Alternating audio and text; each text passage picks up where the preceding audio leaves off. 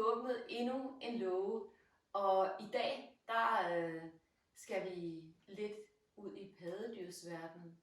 Vi skal have nogle frølår i gang, og det skal vi for at tage hoftebøjerne ud af funktion, sådan så at det bliver maven, der skal løfte benene fra gulvet, og ikke vores forside af vores lår.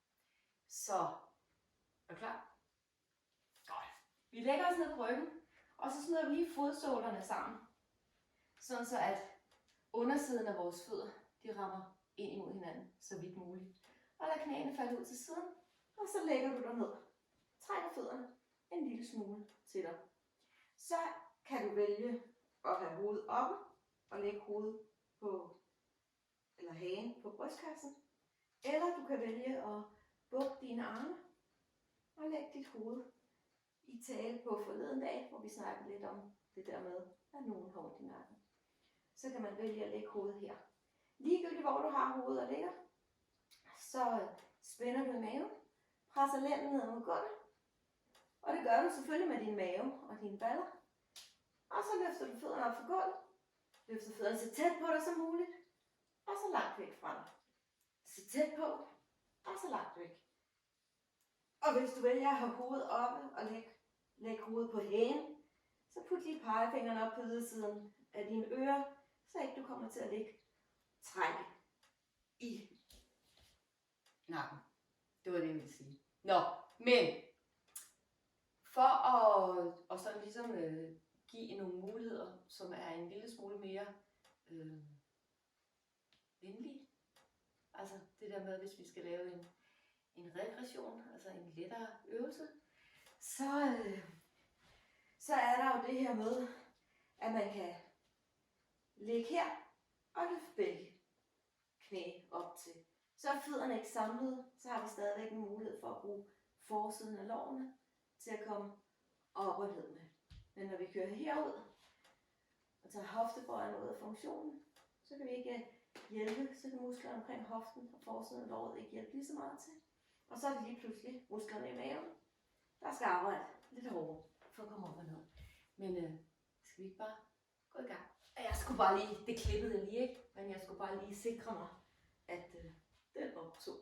Så knæene ud til siden, lænden i gulvet, enten hænderne her om bagved, eller hovedet oppe, og så kører vi 24 gange. Fødder og knæ så højt op mod ansigtet, som overhovedet muligt. 3, 4, 5, hold maven inde, spænd maven. 6, 7,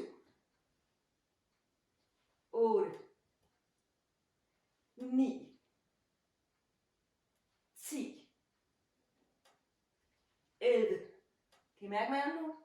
Vi er halvvejs, det var 12. 13, det er den lige mave. 14,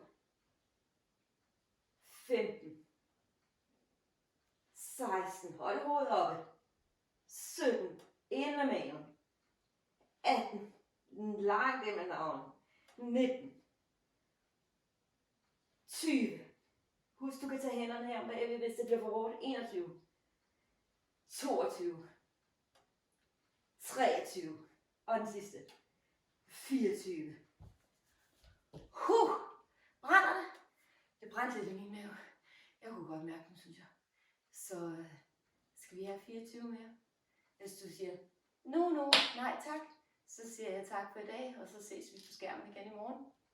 Men ellers, så synes jeg bare, at vi skal gøre det. Skal vi ikke se at få det overstået? Så 24 mere. Og jeg synes stadigvæk det der med at tage dem for dagen. Altså dagens love antal. En sindssygt god idé. Så fødderne ind mod hinanden. Enten læg hovedet på underarmene, eller løft hovedet og læg det på hagen. Og så kører vi. 24. 23. Ind med navlen. 22. Hold hovedet oppe. 21. 20. Langt ud med knæene. 19. 18. 17. 16. Hvor er du god? Kom så. 15. 14. Ind med maven. 13.